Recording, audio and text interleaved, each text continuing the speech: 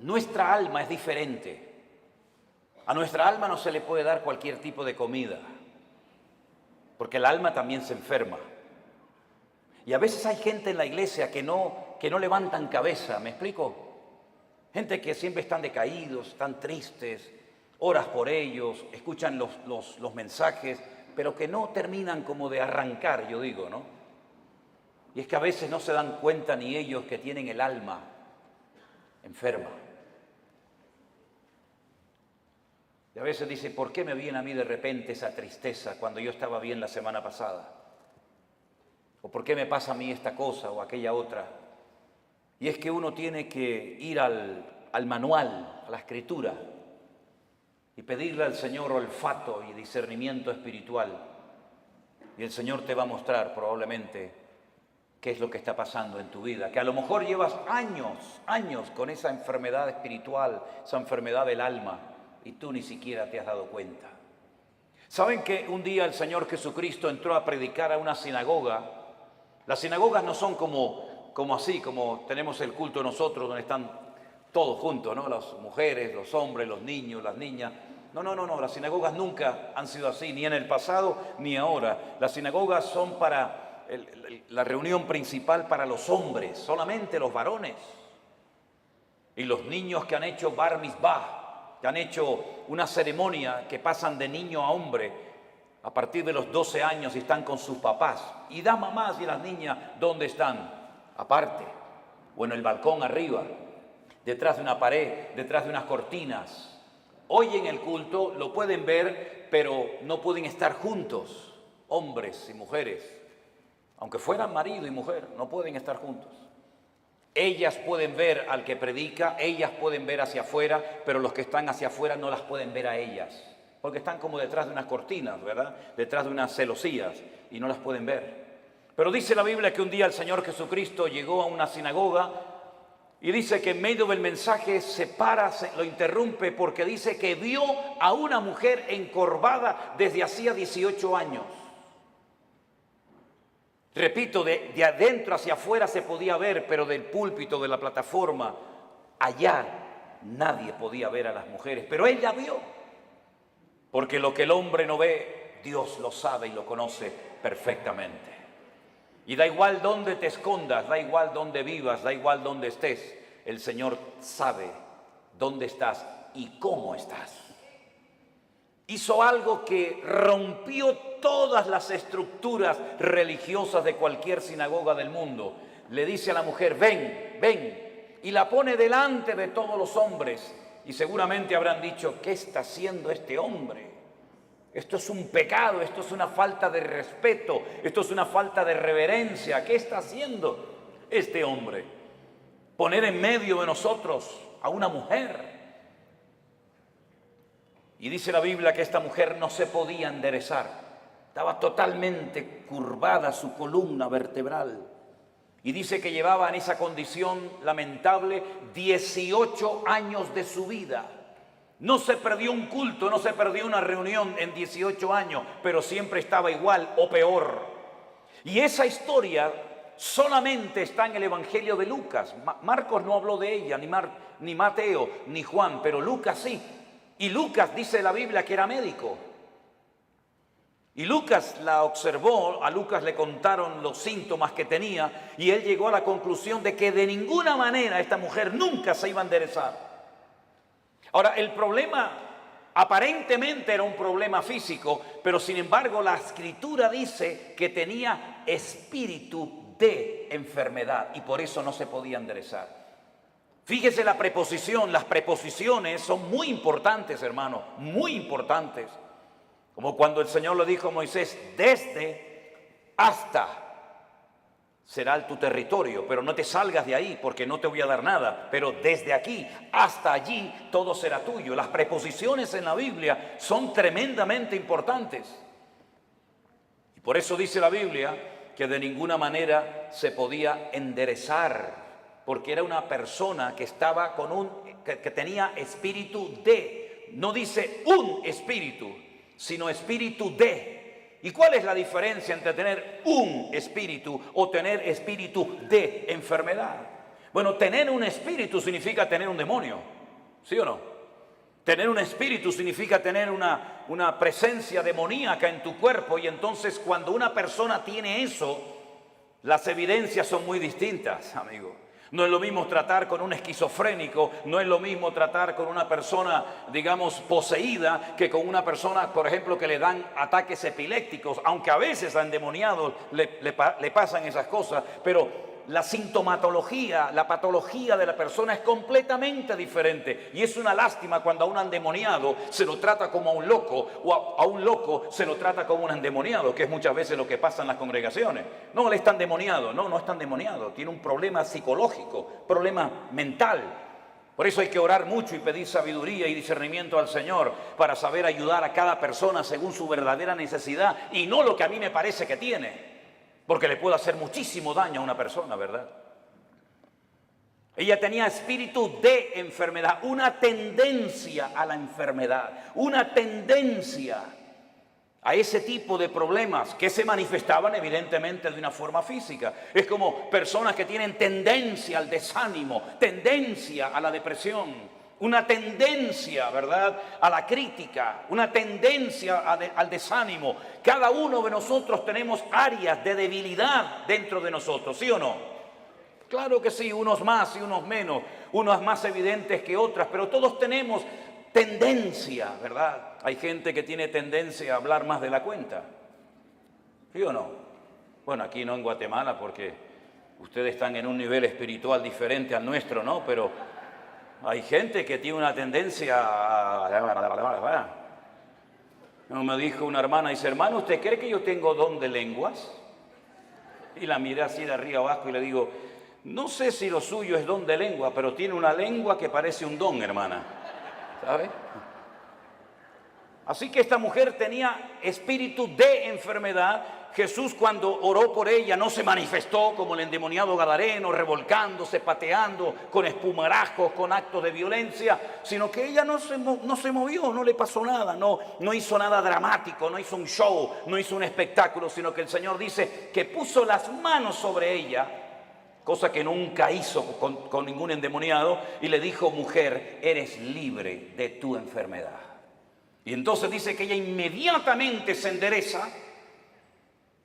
Y claro, el principal de la sinagoga, ante semejante milagro, tenía que haber dicho, gloria a Dios, qué bendición que a esta hermana, que la hemos tenido 18 años en la congregación, por fin puede enderezar su vida y hacer una vida normal. ¿No hubiera sido lo más lógico esa reacción? Pues no fue esa la reacción. No le gustó nada, no le gustó nada lo que estaba sucediendo allí. Y entonces se levanta y dice, 6 días hay en que se debe trabajar. En estos vengan, pero no en día de reposo. Vamos a ver, para entender esta palabra, hay que saber que durante la semana la sinagoga está cerrada prácticamente. El culto principal, para que me entiendan, es en el 7º día, en el día de Shabbat, el único día de la semana que según la Biblia tiene un nombre. Los nombres de la semana en la Biblia no son lunes, que es el culto a la luna, el martes al Marte, el miércoles a Mercurio, el jueves a Júpiter, el viernes a Venus, el sábado a Saturno y el Sunday o domingo al Sol. En la Biblia los nombres de la semana no tienen nombres, tienen números, día primero, día segundo, día tercero, día cuarto, día quinto, día sexto, Shabbat. El único día que tiene nombre es el 7º, porque el domingo es el primer día de la semana. Luego, cuando la gente va a la sinagoga es en el día de reposo, y él lo que está diciendo, venid durante la semana, pero no en día de reposo. Entonces, si en día de reposo no me dejas venir y durante la semana está cerrada, ¿qué es lo que está diciendo este hombre? No me vengan a molestar ni a cambiar mis estructuras religiosas en la iglesia o en la sinagoga, porque no lo voy a permitir. Ante semejante explicación, el Señor Jesucristo se levanta y le dice en el culto, en la reunión, hipócrita. Oye, qué culto tan interesante fue ese, ¿eh? Una mujer que sale detrás de una cortina, que se endereza, el otro que no sé qué, el otro que... Fue un culto muy interesante ese día, ¿eh? Cómo me hubiera gustado estar a mí allí, ¿no? Cuando el Señor se le queda mirando a este y le dice hipócrita, yo le hubiera dicho, dale, Señor, dale más. Hipócrita. No se levantan ustedes en día de reposo, que según ustedes no se puede hacer esto, ni esto, ni esto, ni aquello, ni aquí, ni para allá, y desatan su buey del pesebre y lo llevan a beber, y luego lo traen otra vez. Y a esta hija de Abraham, que Satanás la tenía atada, la tenía ahí oprimida, no se le debía de desatar en el día de reposo. No dijo liberar, dijo desatar, que es diferente. ¿Cómo es posible que hayas tenido en tu congregación 18 años a una mujer en esta condición y no has movido ni un dedo? Y vengo yo y hace un milagro el Señor a través de su vida y su ministerio, y te enfadas y te enojas por lo que ha sucedido. ¿Saben que hay personas que no quieren que Dios les sorprenda? Hay gente que no quiere cambiar, hay gente que está cómoda, hay gente que está muy cómoda, muy apoltronada con su rutina religiosa, pero el Señor ha venido para romper estructura. El Señor ha venido a su casa a hacer lo que quiere, porque al fin y al cabo la iglesia no es suya ni mía. La iglesia es la casa de Dios y Él es la cabeza, yo soy el cuerpo. ¿Te vas a dejar sorprender por el Señor o ya lo sabes todo? Esto no se puede hacer, esto sí se puede hacer, ahora de pie, ahora sentado. Pero ¿quién eres tú, el dueño de la iglesia? ¿Qué te has creído que eres tú en la iglesia? El que abres y cierras la bendición de Dios. El dueño de la iglesia no es el pastor, no es los ancianos, no son los diáconos, no es la mesa directiva. El dueño de la iglesia es Cristo, y si no es Cristo tienes un grave problema, porque te has convertido en propietario de algo que no te corresponde. En vez de un administrador, en un siervo, que para lo que está es para servir y no para servirse de, como muchos hoy en día, que en vez de servir a la gente lo que hacen es que se sirven de la gente y todo gira en torno a ellos y se enfadan cuando no le dice a la gente: sí, pastor, sí, mi hermano, sí, el ungido, como si los demás no fueran ungidos igual que el pastor. ¿O usted no es ungido? ¿Usted no tiene el mismo espíritu que tengo yo en esta tarde? ¿Usted no lee la misma Biblia que yo? ¿Usted no va al mismo cielo que yo? Entonces, ¿por qué hacemos esas diferencias? No toque al ungido, no moleste al ungido. El ungido, ¿y usted qué es? Si usted no tiene la unción que yo tengo, entonces usted tiene un grave problema. Si el Espíritu Santo que mora en mi vida no mora en la suya, entonces usted no es cristiano, porque hay un solo Espíritu, hay un solo cuerpo, hay un solo bautismo, hay un solo Dios y hay un solo cielo para todos y cada uno de nosotros. Y eso es lo que dice la palabra del Señor, mi querido hermano. Y no hay esas diferencias. Una cosa es el respeto y otra cosa es el servilismo. Hay gente que en vez de ser siervos son como esclavos del hombre, esclavos de la doctrina, esclavos de la denominación, esclavos del ministerio. No, usted no tiene que ser esclavo de nadie, usted tiene que ser siervo de Jesucristo. Ahora dice la palabra de Dios que esta mujer se enderezó, cosa que no podía hacer antes, porque la presencia del Señor llegó a ese lugar. Y donde está el Señor tienen que haber cambios. Lo que no puede ser es que una vida, una familia, una iglesia llamada cristiana estén siempre igual. ¿Qué es lo que hace mucha gente cuando se les predica claramente la palabra y se sienten incómodos? Bueno, lo fácil es cambiarse de iglesia, ¿sí o no? Me voy de esta iglesia porque aquí no hay amor, me voy de esta iglesia porque no cuentan conmigo, me voy de esta iglesia porque el pastor no me ama, me voy y se van a otra y después te enteras que ya no están en esa, están en otra y en otra y en otra. Es que muchas veces el problema lo queremos resolver cambiando de lugar en vez de permitiéndole al Señor que nos cambie el corazón y nos cambie nuestro carácter y nos cambie nuestra vida. Y muchas veces creemos que ya hemos llegado a un cierto nivel espiritual en el que ya no necesitamos cambios. Y la pregunta es, ¿cuántos de los que están aquí presentes quieren cambiar y quieren honrar y quieren glorificar al Señor? Levante su mano. Pues entonces, como Dios lo va a hacer a través de pruebas. Hoy se habló aquí de pruebas. ¿Saben? Dios no tiene que pedirle permiso a usted ni a mí para probarnos. Para nada. Y las pruebas por las que pasaremos a lo largo de nuestra vida, que pasaremos sí o sí, son proporcionales a nuestro nivel de fe y de madurez. Lo cual quiere decir que Dios nunca jamás va a mandar una prueba a usted por equivocación, por error. Ay, esta prueba era para Juan y se la estoy mandando a Antonio. Esta prueba era para la hermana María y me equivoqué y se la mandé a la hermana Juana. No, no, para nada. Las pruebas están preparadas desde la eternidad para cada uno de nosotros. Y Él nunca nos va a mandar algo que no vamos a poder soportar y llevar. Y en el caso de que nos mandara algo que humanamente hablando decimos yo no aguanto, yo no puedo con esto, no te preocupes que el Señor te va a capacitar y te va a ayudar para que tú pases por la prueba con gozo y con la bendición de Dios. Yo siempre he dicho que si las pruebas que el Señor le mandó a Abraham se las hubiera pedido o se las hubiera mandado a David, no las hubiera podido soportar. Porque como dije esta mañana, David ganó muchas batallas fuera del hogar, pero dentro perdió muchas. Sin embargo, cuando el Señor le pide a Abraham que sacrifique a su hijo, él no le dijo al Señor, ¿y por qué? Yo tengo dos, si quieres te sacrifico al primero, a Ismael. No, quiero que sacrifiques a tu único hijo, al que amas. Y le dice a Isaac. Abraham en aquel momento vivía en el sur de Israel, en una ciudad llamada Beersheba. La palabra Beer en hebreo es pozo, Sheba es 7. Beersheba, la ciudad de los 7 pozos. Él vivía en el sur de Israel. Beersheba en la actualidad es la capital del Negev, del desierto del Negev, del sur de Israel. Y el Señor le habla y le dice, ve al monte Moriah a sacrificarme a tu hijo. El monte Moriah está en Jerusalén. Es el monte donde tiempo más tarde se construiría el templo de Salomón. Él viajó, dice la Biblia, 3 días desde el sur de Israel hasta el monte Moriah. Y cuando llegan cerca del monte Moriah y lo ve de lejos, llevaba a algunos criados y él les dice a sus siervos, esperen aquí que nosotros iremos allí, adoraremos y volveremos. Fíjese qué interesante la palabra de Abraham. Iremos, adoraremos y volveremos. ¿Cómo que volveremos si Dios te ha dicho que van 2 y vuelve 1? Subiréis 2 al monte Moriah, pero a 1 lo tienes que sacrificar y matarlo allí. Y el que volverá serás tú solo. Pero no dijo eso Abraham. Dice iremos y volveremos.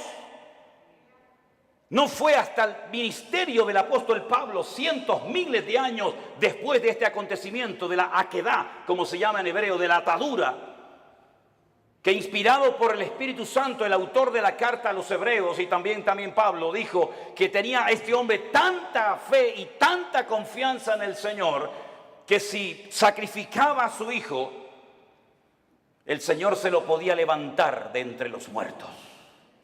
Nunca jamás en la historia Dios había resucitado a un muerto. Nunca había habido un precedente de un muerto que resucitara. Pero Abraham sabía porque conocía a Dios. Y eso es muy importante, que tú conozcas la esencia de Dios para que sepas si esto viene de Dios o esto viene del diablo o sabe Dios de dónde viene esta prueba. Él sabía que si mataba a su hijo, Dios se lo podía levantar de entre los muertos. Cosa que metafórica o simbólicamente sucedió. Ahora muchos se han imaginado toda la vida que Isaac era como un niñito pequeño, que si no quiere ir lo empujo y lo llevo a la fuerza. No se equivoque, no es así. Yo he visto en algunas iglesias y he visto en las escuelas dominicales que presentan a un niño de 7, 8, 9, 10 años, que el papá lo sube encima de un altar, lo amarra, saca el cuchillo y lo va a matar. Es que no es así lo que cuenta la Biblia. Si usted saca cuentas, podríamos ir por los textos para demostrarle lo que le digo. Isaac tenía en ese momento 40 años. 40 años tenía el hijo de Abraham. Y por eso dice que iban ambos juntos, porque Isaac no era tonto. Isaac sabía perfectamente que un sacrificio necesita de una víctima, de un animal, cordero, cabra, oveja, buey o lo que sea. Y por eso él le dice al padre, padre, veo que llevas el fuego. Porque no era la primera vez que subía a un monte a sacrificar algo, a hacer un holocausto. Veo que llevas la leña, veo que llevas todo, pero falta lo principal, falta la víctima, falta el animal. Y el padre le dice, el Señor proveerá, hijo. El Señor proveerá. ¿Tú sabes que el Señor proveerá lo que necesitas? ¿Lo sabes? Abraham sabía que Dios iba a proveer lo que fuera, pero lo iba a proveer. Los dos caminaron lentamente hacia el monte Moriah. Isaac se somete a la voluntad del padre porque entiende que la víctima en ese caso, en ese día, va a ser él. Se deja amarrar, se pone encima del holocausto, porque la palabra que aparece en el texto original en hebreo no es que lo matara, sino que lo matara y lo quemara. Lo matara y lo quemara. Imagínate la prueba tremenda. E Isaac se somete y está dispuesto a ser una víctima inocente porque el Dios de su padre le ha dicho que así se tienen que hacer las cosas. Ahora, Abraham venía de una tierra donde sacrificar a hijos, sacrificar a niños, sacrificar a vírgenes, sacrificar a personas era lo más normal del mundo. Pero él sabía que el Dios de su padre no era un Dios que pedía víctimas inocentes de seres humanos. Pero aunque no entendía nada, se sujeta al plan y a la voluntad de Dios. Hermanos, nosotros no hemos sido llamados para entender todo lo que Dios nos va a pedir y todo lo que Dios va a hacer en nuestra vida. Gracias a Dios no tenemos esa obligación de entender las cosas, pero sí tenemos la obligación y el deber de obedecer a Dios, aunque no entienda la voluntad y la voz de Dios para mi vida. Isaac no dijo, ¿y por qué yo? ¿Y por qué no Ismael? ¿Y por qué esto? ¿Y por qué aquello? Sino se sujetó. Silencio absoluto. ¿Oyen ustedes a Isaac hablando con su padre? ¿Oyen ustedes a Isaac quejándose contra Dios? En absoluto. Porque Isaac en ese momento, aunque él no era consciente, es un tipo de Cristo, sometiéndose a la voluntad del Padre Eterno, entregando su vida por todos y cada uno de nosotros. Y en el momento en el que Abraham va a sacrificar a su hijo, dice que se oyó una voz del cielo diciendo, alto Abraham, no lo hagas. La prueba no se produjo porque Dios quería comprobar la obediencia de Abraham. Es que Dios no te prueba a ti, mi hermano, ni a ti, mi hermana, para saber cómo vas a reaccionar. Es que Dios no necesita probarte para saber cómo eres. Es que Dios no necesita pasarte por una prueba económica, física, espiritual o de la índole que sea para comprobar si eres obediente o eres un rebelde, si eres una persona espiritual o eres un cabezón. Dios no necesita probarte para sacar conclusiones. Ya Dios te conoce desde el vientre de tu madre. Las pruebas son para que tú descubras cómo eres tú realmente delante de Dios. Es un test, es un examen, es una prueba que Dios te pasa a ti para que sepas si verdaderamente amas a Dios o no lo amas. Para que te des cuenta si eres tan obediente como dices o aparentas ser. Las pruebas no son para demostrarle a Dios nada, son para demostrarte a ti mismo el tipo de creyente que tú eres. No el que te gustaría ser, sino el que realmente eres en ese momento. Y en esa prueba sale tu verdadero yo. Sale lo mejor de ti o puede salir lo peor de ti. Es en la prueba donde se ve realmente si se puede contar contigo. Todo eres bla, bla, bla, bla, bla, planes, proyectos, ideas, pero a la hora de verdad no vales para nada. Es en la prueba donde se demuestra si tú verdaderamente tienes paciencia y tienes temor de Dios y respetas al Señor y estás dispuesto a sacrificarte. Las pruebas, repito, no son para demostrarle a Dios nada. Las pruebas son para que tú te des cuenta el tipo de madurez, tus debilidades, tus carencias o tus puntos fuertes. Y es interesante notar que no fue necesario que Abraham sacrificara a Isaac, porque quedó bien claro para todo el mundo allí presente y para las futuras generaciones que Abraham era un hombre que amaba a Dios. Fíjense qué interesante que Abraham nunca leyó la Biblia. Abraham nunca leyó los Proverbios. Abraham nunca supo nada del Apocalipsis. Abraham nunca tuvo un pastor. Abraham nunca habló lenguas. Abraham nunca, jamás asistió a ninguna congregación. Pero entonces, ¿cómo tenía tanto conocimiento de Dios sin pastor, sin iglesia, sin escuela bíblica, sin iglesia virtual, sin nada? ¿Cómo llegó a conocer tanto ese hombre a Dios? Porque Abraham se terminó dando a conocer como el amigo de Dios.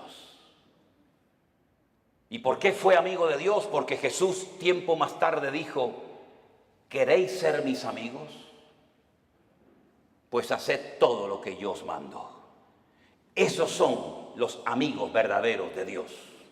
Aquellos hombres y mujeres que aunque no entienden lo que está pasando, ni cuánto va a durar la prueba, son capaces de someterse a la voluntad de Dios sin entenderlo todo, pero que conocen a Dios por la comunión y por la relación que tienen con Él. ¿Cuántos dicen amén? Lo mismo le pasó a José. José nunca fue a ninguna iglesia. José nunca tuvo un pastor que le instruyera, que le ayudara, que le aconsejara. José nunca leyó la Biblia, pero cuando llegó el momento de la prueba más grande de su vida, Él salió corriendo porque él dice, ¿cómo voy yo a pecar contra mi Dios haciendo semejante cosa?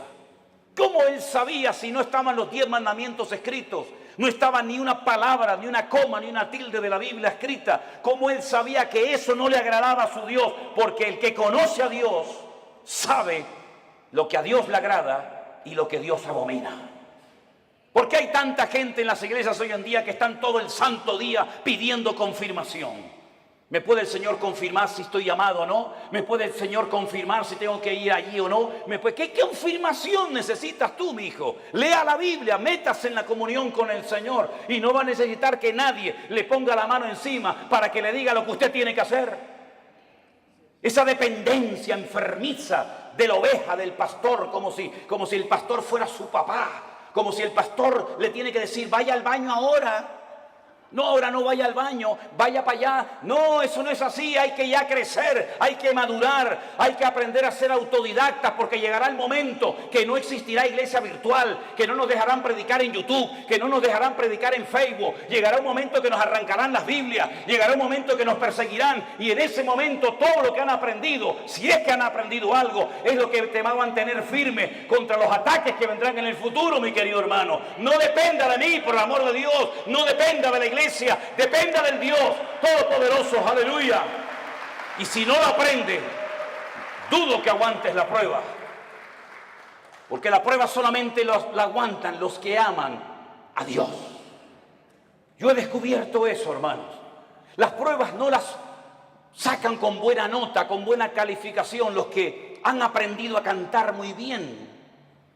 Las pruebas no las aprueban aquellos que saben, digamos, predicar muy lindo. No, las pruebas las aprueban con muy buena nota los que en el fondo aman a Dios con toda su alma y con todo su corazón.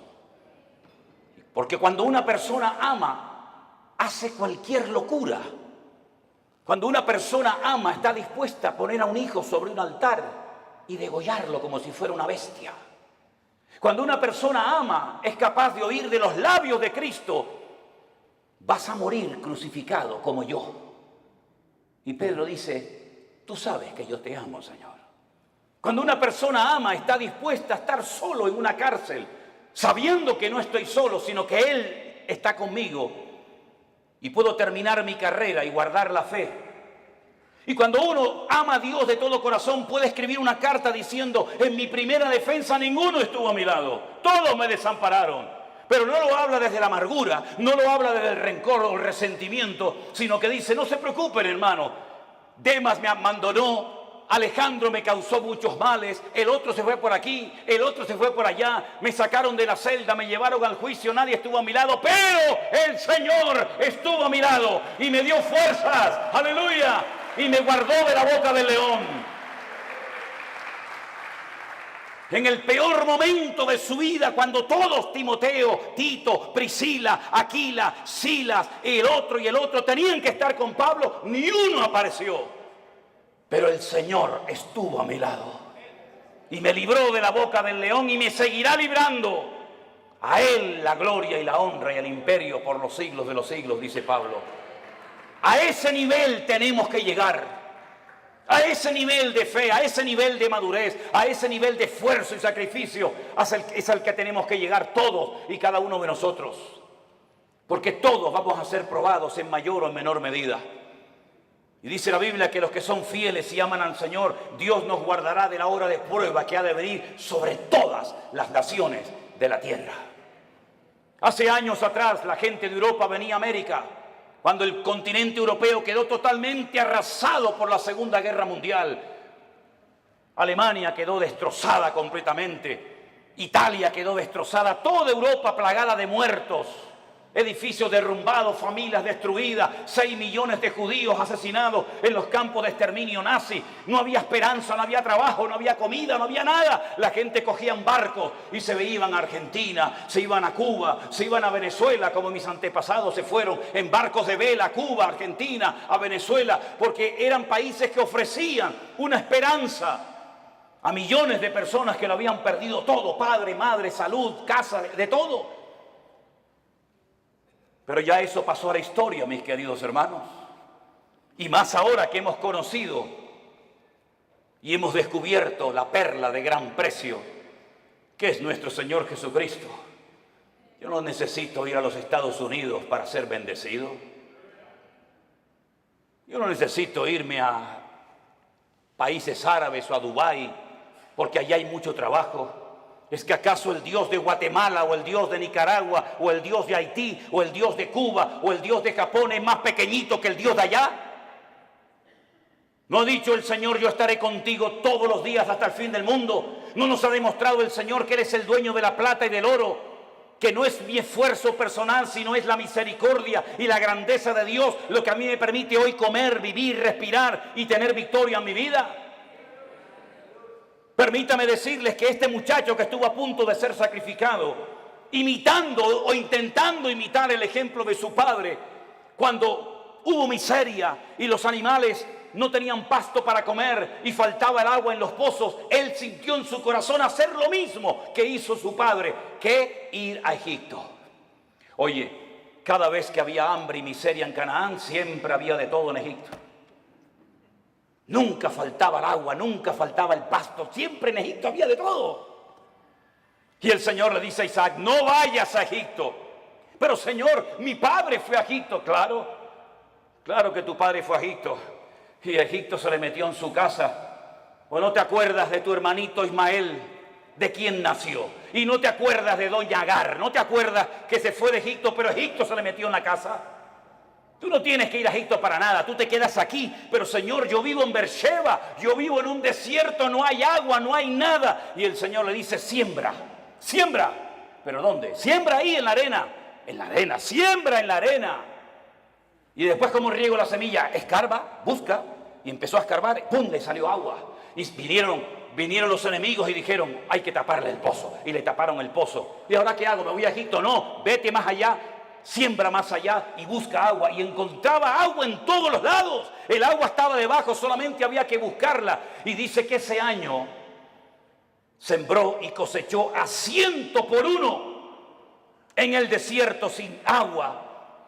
Y al final vinieron los enemigos, los que le echaban tierra y piedras a sus pozos, a hacer un pacto con él, a pedirle perdón y a decir, se nota que Dios está contigo. Eso es lo que el mundo necesita ver en nosotros los cristianos. Que nuestra dependencia no está del dólar, nuestra dependencia no está de los países del norte. Nosotros dependemos del Rey de Reyes y Señor de los Señores. Y el Señor está contigo como poderoso gigante. ¡Alabado sea Dios! ¡Aleluya! ¿No dice el Señor que yo soy el Dios de la plata y del oro? Qué fácil es decirlo, ¿no? ¿Sí? Nosotros hemos vivido por fe 40 años de nuestra vida y hemos enseñado a nuestras hijas a vivir por fe. Y hemos vivido desde el minuto 1 que nos casamos y desde el minuto 1 que salí de la escuela bíblica he vivido por fe. No he dependido de nada ni de nadie, sino solamente del Señor. Ha habido momentos de abundancia, ha habido momentos de escasez, pero el Señor nunca nos ha fallado, jamás, jamás. Hemos dormido en grandes hoteles, hemos dormido en carreteras, hemos dormido en selvas, hemos dormido en gasolineras, hemos dormido en la calle, hemos dormido en casas abandonadas, hemos dormido en montones de lugares, pero no da igual, porque lo importante no es lo que uno tiene, lo importante es lo que uno es en Cristo Jesús. Y ese nivel de fe es la que necesitamos hoy en día los cristianos del siglo XXI. Yo decía esta mañana y se lo recuerdo que a veces el mundo se ha metido de tal manera en nuestras vidas que parece que si no tenemos el último zapato, la última camisa, el último teléfono, la última computadora, como que nos entra la depresión. Y yo pregunto, ¿qué tenía Pablo? ¿Qué tenía Pedro? ¿Qué tenía Santiago? ¿Qué tenían nuestros hermanos en la Segunda Guerra Mundial? No tenían nada, pero cuanto menos tienes es cuanto más el Señor está contigo. Y esa es la vida que el Señor quiere que vivamos. Por eso yo siempre he predicado y lo digo. Hermanos, la Biblia que predicamos es la misma. El Espíritu Santo es la misma. El Salvador es el mismo. El poder de Dios es el mismo, pero la iglesia no es la misma. No, la iglesia no es la misma. He conocido cristianos en Estados Unidos, mejor dicho, pastores, que me dicen, ¿saben lo primero que me pregunta una persona cuando viene a nuestra iglesia pensando en la posibilidad de hacerse miembro de la iglesia? Digo, no, dice, ¿tienen buenos aparcamientos, buenos estacionamientos para los carros aquí?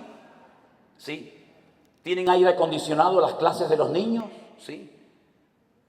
¿Las butacas de la iglesia son de madera o son así mulliritas? Y cuando pasan la lista y tienen todo lo que sus necesidades demandan, ¿se hacen o no miembros de esa iglesia? Yo te mandaría un tiempo a África, a Corea del Norte, a Irán, a Pakistán y a lugares donde los hermanos a escondidas de noche tienen que ir con un pico y una pala a romper bloques de hielo así de gordo y bautizarse en lagos helados para que no los maten las personas que están a su alrededor. Te mandaría a lugares donde solamente hay una Biblia para toda la iglesia y los hermanos se la pasan de unos a otros durante varios días y la copian a mano. Y yo tengo Corintios, yo tengo Efesios, yo tengo Gálatas, yo tengo Romanos, yo tengo los Proverbios, porque hay una sola Biblia para toda la iglesia. Cuando estábamos en Kenia y nos enfermábamos y lo primero que pensamos era en ir al médico, los de allí nos decían, no, no hace falta. ¿Cómo que no? Dice, no, vamos a orar, vamos a orar. Porque sabían que tal vez no tenían dinero para medicinas, pero tenían a su alcance el poder de Dios. Nos hemos hecho tan burgueses espiritualmente hablando que si se retrasa la comida 10 minutos ya nos ponemos nerviosos. Nos ponemos tan nerviosos cuando faltan determinadas cosas y después algunos me dicen, no, yo quiero servir al Señor. Me vino uno una vez a la iglesia y me dice, yo quiero servir al Señor.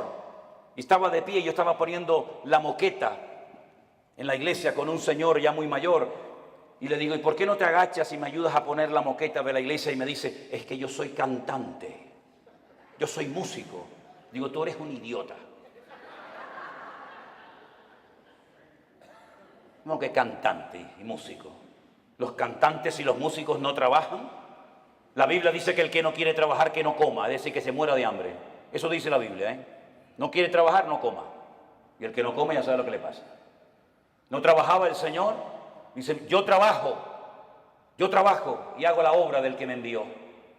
En otras palabras, mis queridos hermanos, la iglesia tiene que despertar y darnos cuenta de que si la iglesia sigue viviendo como ha vivido en estos últimos 30, 40, 50 años, por eso la iglesia entró en una decadencia, por eso el mundo se metió en la iglesia, por eso la gente ha salido herida, por eso la gente ha comido veneno y comida caducada en las congregaciones. ¿Por qué? Porque nos hemos agarrado a cosas y hemos convertido la iglesia en el campo, cuando la Biblia dice que el campo es el mundo, no la iglesia.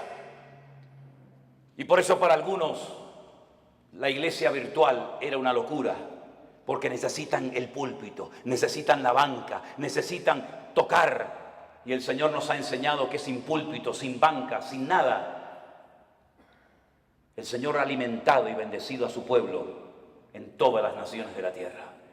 Por eso yo les animo a todos y a cada uno de ustedes que no olviden todo lo que hemos aprendido desde marzo del 2020 hasta el día de hoy. Que no tengamos una amnesia, sino que recordemos todo lo que el Señor nos ha venido enseñando y mostrando día a día. Estos testimonios de gente cambiada, estos testimonios de gente sanada, testimonios de familias restauradas, todo esto lo ha hecho el Señor sin necesidad de que una persona sea la estrella y el protagonista. La obra la ha hecho el Señor nuestro Dios, al cual le damos a Él siempre toda la gloria y toda la honra. Aleluya. Así que, mi querido hermano, Dios sí que nos guardará de las pruebas, claro que sí, pero nuestro nivel de madurez tiene que ser elevado.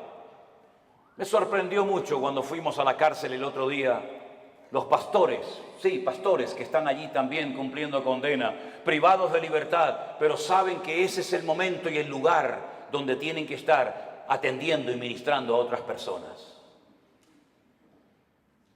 Cada uno de nosotros tenemos un lugar en el cuerpo de Cristo.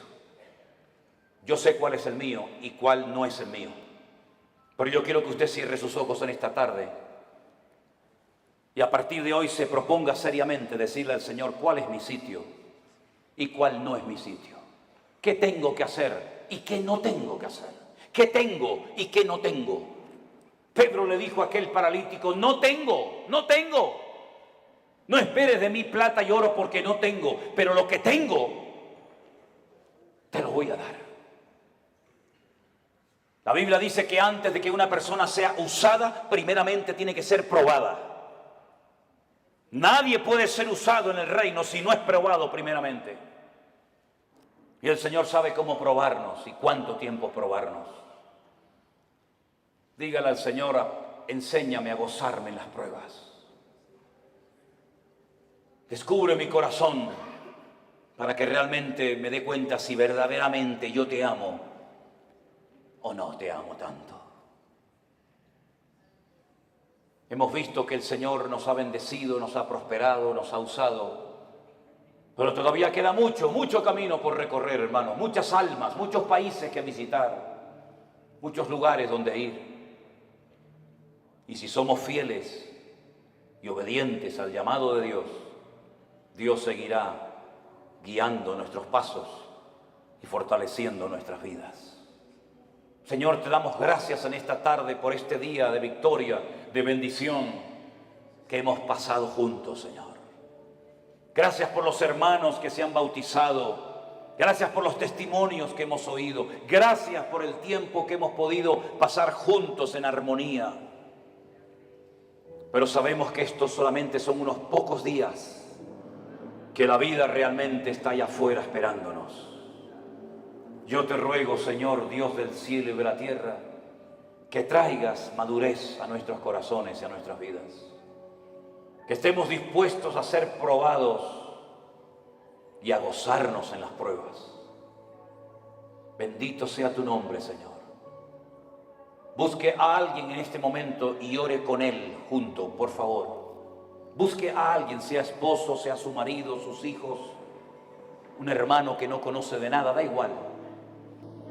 En estas reuniones, en estos encuentros que hacemos, se produce algo muy bonito.